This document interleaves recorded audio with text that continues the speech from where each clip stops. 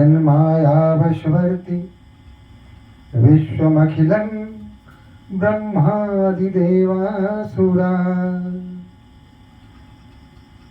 यत् सत्त्वादमृषैव भाति सकलं रज्जो यथा हेर्भ्रमः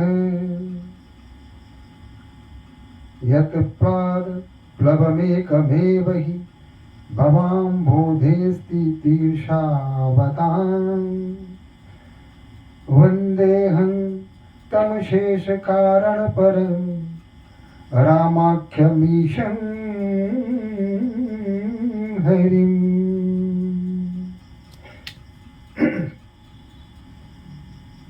जेहि सुमिरत सिद्धि हुई गणनायक करिबर वदन करहु अनुग्रह सोई बुद्धि राशि शुभ गुण सदन मूक होई बाचार पंगु चढ़े गिरिवर गहन जासु कृपा सु दयाल द्रवहु सकल कलिमल हरण नील सरोवर श्याम तरुण अरुण वारिज गयन करहु सुमम गुरधाम सदा शीर सागर शयन बंदौ गुरुपद कंद कृपा सिंधु नर रूप हर महामोह तम पुंज जासु बचन रवि कर कर।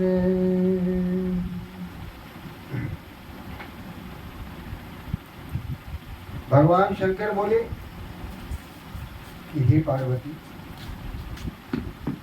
अब तक मैंने तुम्हें भगवान श्री राम के अवतार के कारण का प्रथम भाग सुनाया। एक कारण यह था कि किस प्रकार नारद को मोह हुआ और किस प्रकार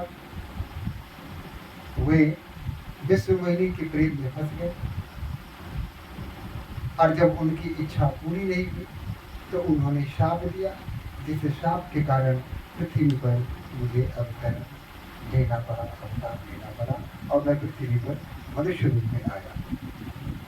एक दूसरा कारण भी है इसका, वो दूसरा कारण मैं तुम्हें बताता हूँ।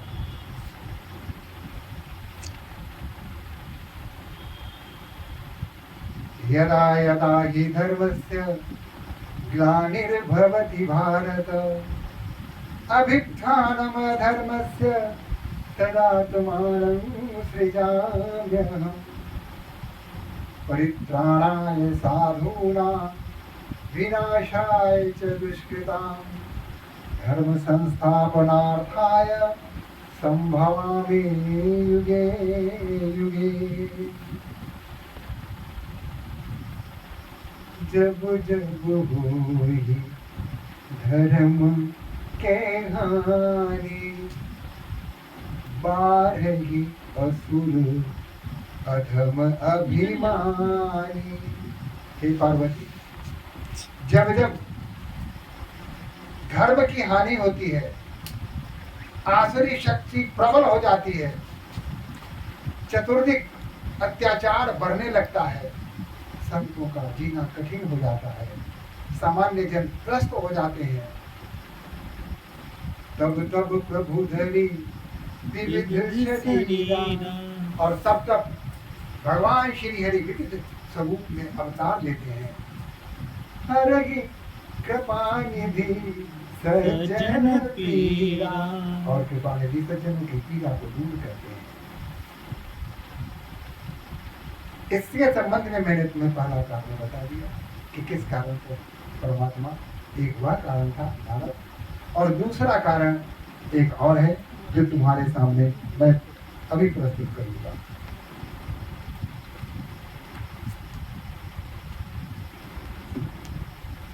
भगवान शिव ने कहा,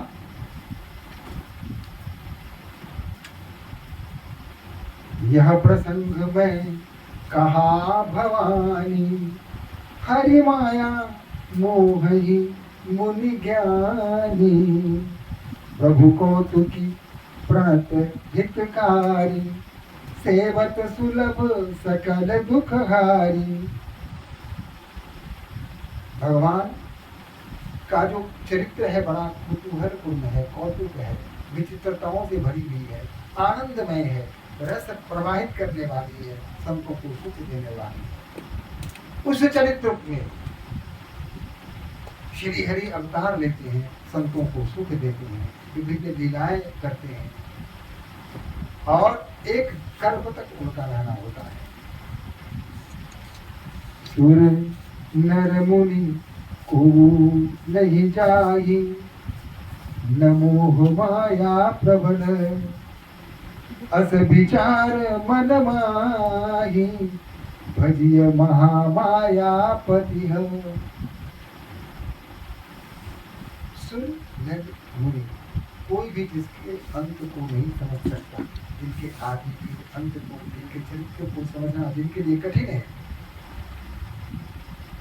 उस मायापति भगवान श्री हरि को सारे संदेहों को दूर करके उनकी जाप करो, उनकी भक्ति करो, उनका नाम लो। एकमात्र यही उपाय है इस जीवन से, इस कष्ट से, इस भवसागर से पार उतरने का।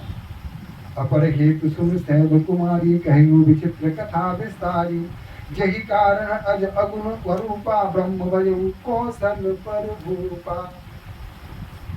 कहा कि देखो तुम्हें शैल कुमारी, हे पार्वती, हे शैल पुत्री, यह विचित्र कथा मैं तुम्हें विस्तार से बताता हूँ, जिस कारण वो अगुण निर्गुण ब्रह्म सगुण रूप में आते हैं, रूप धारण करके अवतार लेकर के धरती पे आते हैं, और किस प्रकार कौशलपुर के राजा बनते हैं, कौशलपुर के राजा के रूप में अवतरित लेते हैं, भगवान राम के रूप में आते हैं, इसकी कथा मैं तुम्हें विस्तार से बताता हूँ। जो प्रभु भी तुम फिरत तुम देखा, तुमने देखा था जो जंगल में वन में भटक रहे थे, उस प्रभु को याद है ना? जब तुम्हें भ्रम हो गया था, तो वो माया के बस में पड़ गई थी, जब तुम्हें उनके प्रति संदेह हो गया था, जब भगवान राम माता जानकी के विरह में वन में भटक रहे थे और बाबरे की भांति तरुओं से, तृणों से, मृगों से पूछ रहे थे, हे तरु तृण, हे मधुकर श्रेणी, तुम देखी सीता मृग नैनी। तुम्हें याद होगा पिछले जन्म की तो बात है, इस जन्म में तो आप पार्वती के रूप में आई हैं, लेकिन वह रूप आपको आज भी याद होगा। लीला किन्ने जो ते ही अवतारा, उस अवतार में जो उन्होंने लीला प्रस्तुत किया, सो सब कहम मति अनुसारा, वो सारी लीलाएं अपनी मति के अनुसार मैं तुम्हारे सामने प्रस्तुत करता हूँ, और तुम ध्यान से सुनो।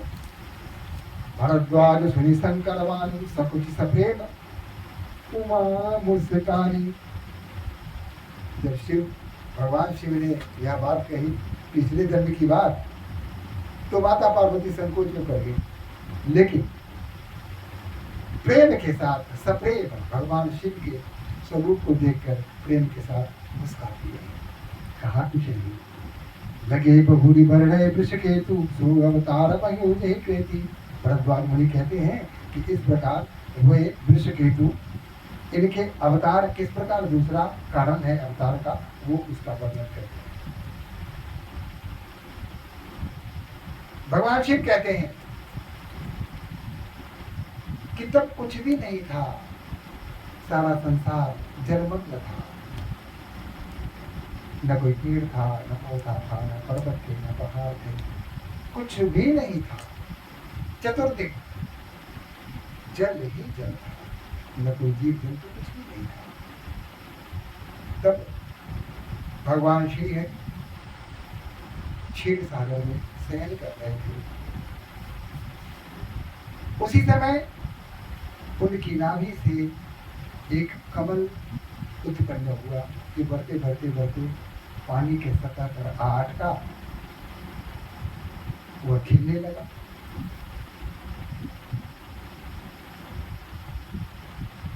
जब वह कमल खिलने लगा तो भगवान श्री हरि ने उसको देखा और वही उन्होंने ब्रह्मा जी को जन्म दिया,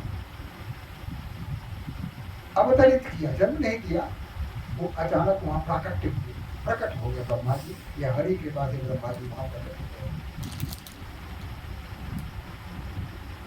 उसके बाद उन्होंने अपने मानस से भगवान शिव को प्रकट किया, वो भी प्रकट हुए, उन्होंने जन्म नहीं दिया। भगवान शिव ने कहा कि आप मुझे बताइए मैं कौन हूं, मेरा नाम क्या है, मेरा काम क्या है, मैं क्यों हूं, मेरा अस्तित्व क्यों है, यह तो बताइए मुझे। श्री हरि ने कहा जो मैं हूं वही आप है, जो आप हैं वही मैं हूं, मैं और आप में कोई अंतर नहीं है। आप इसको समझिए। तभी ब्रह्मा जी बोल पड़े, और मेरा क्या होगा, मैं कौन हूं, मेरा नाम क्या है, मेरा काम क्या है, मैं क्यों प्रकट हुआ, या आपने मुझे प्रकट किया, कुछ तो कारण होगा, आप इस कारण को हमें बताने की कृपा कीजिए। भगवान श्री हरि बोले, हरि, उन्होंने कहा कि आप भी मैं हूं और मैं ही आप हूं, हम दोनों में कोई अंतर नहीं है, जो आप हैं वही मैं हूं, जो मैं हूं वही आप हैं, हम दिखने में दो हैं लेकिन एक ही हैं। तो कहा था ठीक है, तो मेरा नाम क्या है, कहा कि आपका नाम ब्रह्मा जी है, आप ब्रह्मा हैं।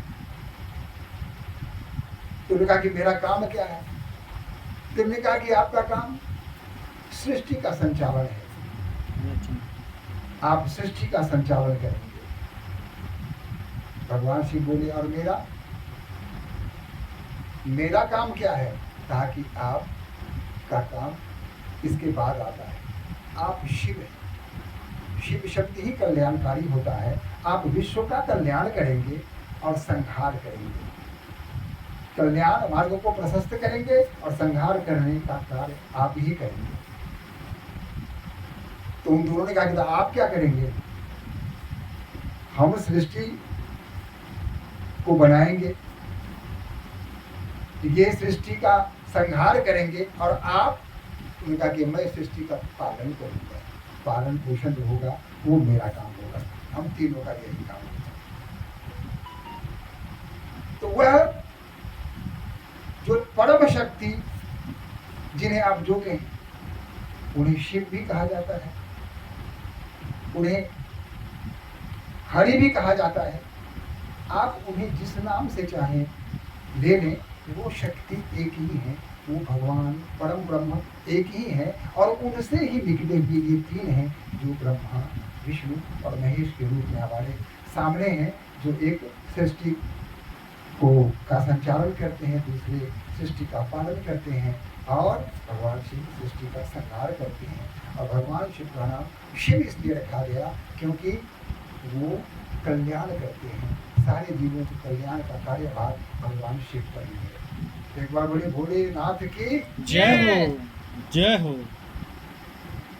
अब ब्रह्मा जी ने कहा कि मैं सृष्टि का संचालन कैसे करूंगा, सर्वत्र पानी ही पानी है, जल ही जल है, इसमें कैसे सृष्टि का संचालन होगा, ये तो कठिन कार्य है। उन्होंने क्या किया, कहा कि अच्छा एक काम करता हूँ, मैं तपस्या करता हूँ, बस तप में लीन हो गया, कल्पों तक तप करते रहे, और तपस्या के पश्चात उनके 4 सर निकल आए, एक तो पहले से था, 4 और उनके सर हो गए। अब ये 4 सर हो गए तो अब क्या हुआ? देखिए, एक सर जो था, उस सर में, उस माथा में अभिमान भर गया। 4 तो सहज थे, स्वनिर्मित थे, उसमें किसी प्रकार का अभिमान नहीं था। ये पहले का जो सर था उसमें अभिमान भर गया और इसे भगवान श्री हरि ने जान लिया कि ये सर तो अभिमान से भरा हुआ है। अगर यह सर रहा तो सृष्टि का संचालन नहीं होगा, संचालन से पहले विनाश हो जाएगा। इसलिए इस सर का रहना अत्यंत दुखद है, कल्याणकारी नहीं है, सृष्टि में बाधा है। अतः इस सर का न होना ही उचित है। यह सोचकर भगवान श्री हरि ने अपने चक्र सुदर्शन को आज्ञा दी कि आप जाइए, वो जो पहले वाला अहंकारी सर है उसको हटाइए, उसकी कोई आवश्यकता नहीं। सुदर्शन चला और भगवान ब्रह्मा के उस अहंकारी सर को उनसे अलग कर दिया। अब उनके पास कितने सर बचे? 4। और आज भी 4 सरों के मालिक हैं, उनके 4 सर हुए और 4 हाथ हो गए। अब समस्या तो अभी भी वैसी की वैसी है कि आखिर सृष्टि का संचालन कैसे हो। फिर उनका ध्यान आया कि ये कमल का फूल है, केवल पानी में कमल तो उग नहीं सकता, इसकी जड़ तो कहीं होगी। अतः कमल की नाल कहाँ से उत्पन्न हुई है, इस नाल का पता करना मेरा प्रथम कर्तव्य है। चलो इसकी नाल का पता कर दिया। और ब्रह्मा जी कमल के फूल से निकलकर नाल के सहारे पानी में प्रवेश करने लगे। बढ़ते गए बढ़ते गए बढ़ते गए, अंदर धंसते गए। उस नाल के सहारे कल्पों बीत गए। पता नहीं कितने जूझन यात्रा उन्होंने कर डाली, लेकिन उस नाल के अंत का, उसकी जड़ का पता नहीं कर सके। थक गए, हार गए। उन्होंने कहा कि तो कठिन है, जितना चल रहा हूँ सिर्फ नाल ही नाल दिख रहा है, जड़ का कोई नामो निशान नहीं है। ऐसे तो ऐसा ही चलता रहा तो सारा समय इसी में व्यय हो जाएगा, फिर सृष्टि का क्या होगा। फिर जैसे आए थे वैसे ही नाल के सहारे ऊपर आ गए, कमल पर आकर बैठ गए। कहा कि अच्छा एक काम करता हूँ, फिर तपस्या करता हूँ। वो तपस्या में लीन हो गए। ब्रह्मा जी तपस्या में पुनः लीन हो गए। इधर भगवान श्री हरि योगी निद्रा में आ गए। जब ये योग निद्रा में थे तो कहते हैं कि इनके दोनों कान से गूंज निकले, दाएं कान से भी, एक बाएं कान से भी 2 गूंज निकले, मैल निकले, या क्या उसको कहते हैं, वो निकले। और दोनों बाहर आते ही दोनों बड़े बलवान शक्ति के रूप में आ खड़े हुए। एक का नाम था मधु, दूसरे का नाम था कैटब। ये मधु कैटब दोनों आ गए। देखा कि यहाँ तो कुछ नहीं है, पानी ही पानी है, और ये सोए हुए हैं और इन्हीं के कान से मेरी उत्पत्ति हुई है। तो लगता है कि हमारा काम यही है कि हम इनकी निंद की रक्षा करें। अगर कोई जगाने आए तो हम इनको जगाने लगे। बस दोनों वही अपनी शक्ति के साथ पहरा देने लगे। भगवान श्री हरि सोए हुए हैं और इधर ब्रह्मा जी तपस्या में लीन है। अब तपस्या करते करते निश्चित रूप से श्री हरि का ध्यान कर रहे थे, तो उसकी गूंज, ब्रह्मा जी की जो तपस्या कर रहे थे, उसकी ताप, उसकी गूंज, उसका तेज, उसकी शक्ति धीरे धीरे भगवान श्री हरि की तरफ आ रही थी। जब मधुकैटभ ने देखा कि ये तेज आकर के भगवान हरि की निद्रा को भंग करने वाली है, तो सजग हो गया कि ये तेज आ कहाँ से रही है, ये शक्ति आ कहाँ से रही है, ये तपस्या कौन कर रहा है? जो भगवान श्री हरि की निद्रा को भंग करने जा रही है। अतः उस शक्ति को खोजते हुए देखते हुए पहुंच गए कहाँ? तो उस कमल के पास। वहां देखा ब्रह्मा जी तपस्या कर रहे हैं, वहां गया और लगा उनको पिटाई करना। चारों उनको एक इधर से मार रहा था, एक इधर से मार रहा था। अब ब्रह्मा जी बेचैन कुछ देर तक तो बर्दाश्त किया कि चलो मारूंगे के चला जाएगा, लेकिन वो जाने वाला तो था नहीं। ये बार बार इधर से मार रहा है, कोई इधर से मार रहा है। अभी तो त्रस्त हो गए, कहा कि तो बिल्कुल बंद नहीं कर रहा है, लगातार मारता जा रहा है। अरे होता है कि दो चार मजा मार दिया, उसके बाद चले गए, लेकिन ऐसा नहीं हुआ, मार के गया नहीं, वो लगातार मारता जा रहा है। एक घुसा इधर से इसने मारा, तो एक घुसा उसने उधर से मारा। अब इधर से ये मारा तो इधर मुँह हुआ, इधर से ये मारा तो इधर मुँह हुआ। ऐसे बेचारे त्रस्त हो गए, भयभीत हो गए। अब करें तो क्या करें? ये दो पता न कहाँ से आ गए, और अकारण मैंने कुछ किया नहीं। अगर मैंने कुछ किया होता तो चलो उसका दंड मुझे मिल रहा है, तो मैंने कोई अपराध तो किया नहीं, इनका कुछ बिगाड़ा नहीं, और फिर भी ये मुझे मारते जा रहे हैं, मुझे प्रताड़ित करते जा रहे हैं। तो ब्रह्मा जी ने फिर भगवान श्री हरि का स्मरण किया कि ये भगवान, आपने मुझे प्रकट तो कर दिया, लेकिन ये कौन सी आफत आ गई? अब ये तो बैठना भी कठिन कर रहा है, तपस्या करने भी नहीं दे रहा है। मैंने तो कभी किसी का कुछ बिगाड़ा नहीं, इसका तो मैंने कुछ बिगाड़ा नहीं। खास तौर पर ये मुझे क्यों प्रताड़ित कर रहा है? आप मेरी रक्षा कीजिए। तो भगवान विष्णु, भगवान श्री हरि टूट गई। फिर उन्होंने देखा कि भाई क्या हो रहा है? ब्रह्मा जी बीच में, आई दोनों से मार रहा है, एक इधर से मार रहा है, एक इधर से मार रहा है। क्या कह रहे? रुको रुको, क्या कर रहे हो? क्यों मार रहे हैं इनको? अब उसने तो देख हरि जी को, तो भगवान हरि को तो सोया हुआ देखा था। अब वो सामने आकर के बोल रहे हैं, तो उनको लगा कि ये कौन आ गया था। कहा कि तुमको क्या मतलब है मुझको मारे जाने वाले? कहा कि भाई अकारण क्यों मार रहे हो? आखिर कारण क्या है? कहा कि इसने निद्रा भंग करने का प्रयास किया, इसलिए मार रहे हैं। कहा कि इनको बंद करो, तुम लोग जब तक रहोगे तब तक अशांति बनी रहेगी। अकारण किसी को अगर आप मारते हैं तो आप अत्याचार करते हैं, और जब यह प्रवृत्ति समाज में बढ़ जाती है तो अराजकता फैल जाती है। तो जो संत समाज हैं, जो सज्जन हैं, उन लोगों का जीना कठिन हो जाएगा। तो इस शक्ति का रहना, अस्तित्व में रहना सृष्टि के लिए उचित नहीं है, सृष्टि के लिए भलाई नहीं है। अतः इनका समाप्त होना अत्यंत आवश्यक है। ताकि देखो, तुम दोनों हमसे युद्ध करो, ताकि युद्ध करें आपसे, हम करेंगे, चलिए लड़ लेते हैं। तुम्हें तो लड़ाकू थे, शक्ति का घमंड था ही, ताकि लड़ लीजिए, आइए तो हाथ कर लेते हैं। लेकिन एक शर्त, ताकि क्या शर्त है कि अगर मैं हार गया तो आप जो कहेंगे वो मैं मान लूंगा, और अगर आप हार गए तो मैं जो कहूंगा आपको मानना पड़ेगा। मंजूर है?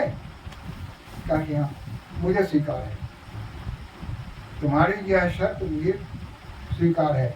अब चलो युद्ध करते हैं। फिर क्या था, ये दोनों युद्ध करने लगे। एक तरफ भगवान श्री हरि, दूसरी तरफ ये मधु घटक, दोनों युद्ध कर रहे हैं।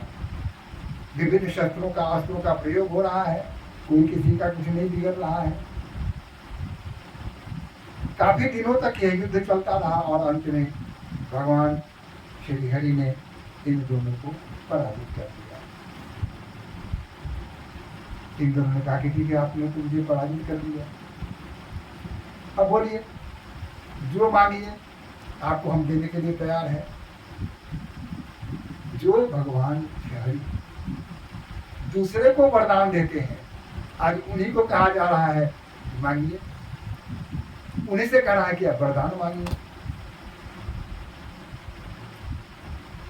भगवान श्री हरि कहते हैं कि अच्छा एक काम करो, तुम तो दोनों मर नहीं रहे हो, इतना करने के बाद भी तुम पता न क्या है मर नहीं रहे हो, क्योंकि हमारे अंश से निकले हो तो तुम मरोगे, ऐसे तो मरोगे नहीं।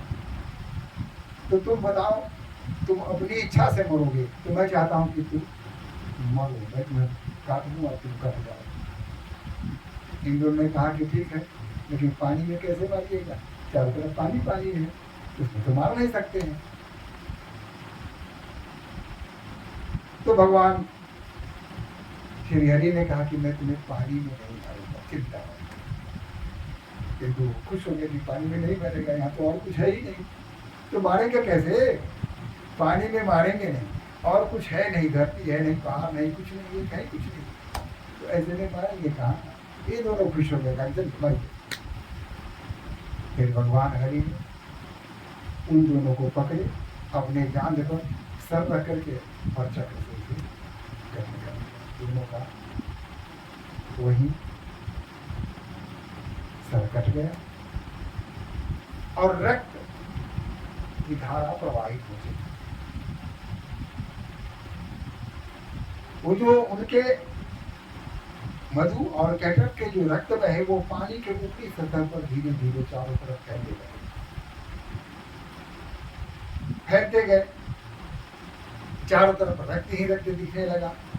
और देखते देखते रक्त जमने लगा, और जमने के बाद धीरे धीरे उसने मिट्टी का रूप धारण कर दिया, और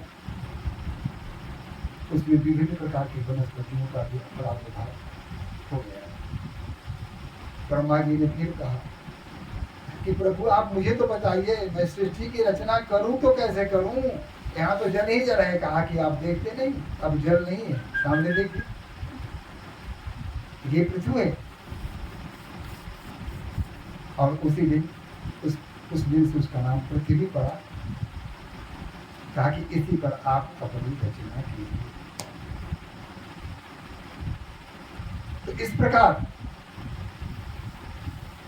ब्रह्मा जी ने पहली बात तो अपने चारों जो उनके सर थे, उन सर के मुखों से जो ध्वनि निकली उससे 4 वेद बन गए। ऋग्वेद, यजुर्वेद, सामवेद और अथर्ववेद, उनके चारों मुंह से निकले हुए वेद, वो ब्रह्मा के मुंह से निकले हुए। और जब सृष्टि का प्रारंभ करने लगे तो उन्होंने अपनी शक्ति से 4 पुत्र उत्पन्न किए, जो सनकादिक आदि के नाम से जाने जाते हैं। और उसको उत्पन्न करके कहा कि धरती पर सृष्टि कर भेज दिया धरती पर। लेकिन क्या हुआ, वो चारों बस हरि भजन में लग गए। उनको विवाह शादी से कोई मतलब ही नहीं था, राम धुन में लगे रहे। कुछ दिनों के बाद ब्रह्मा जी ने देखा कि चारों का कुछ हुआ या नहीं हुआ, तो देखा कि चारों तो वैसे ही दाढ़ी बढ़ा करके आराम से श्रीमद नारायण नारायण नारायण कर रहे हैं, भगवान श्री हरि का जाप कर रहे हैं। कहा कि तो हो गया, कुछ नहीं हुआ। हमने तो कहा था कि सृष्टि का संचालन होगा, सृष्टि आगे बढ़ेगा। ये तो सब सन्यासी हो गए, ये तो साधु हो गए, ये तो विवाह शादी से कोई मतलब ही नहीं। इस प्रकार उन्होंने पुनर्विचार किया। क्या विचार किया, कल के प्रवचन में इसका उल्लेख करेंगे। आज चलिए एक बार भगवान श्री हरि का भजन कर लें। श्रीमन्नारायण नारायण नारायण श्रीमन्नारायण नारायण नारायण श्रीमन्नारायण नारायण नारायण श्रीमन्नारायण नारायण नारायण श्रीमन्नारायण नारायण नारायण श्रीमन्नारायण नारायण नारायण। ॐ सहना भवतु सहनौ भुनक्तु सह वीर्यकरभावहै तेजस्विनाधीनमस्तु मा विद्विषावहै। ॐ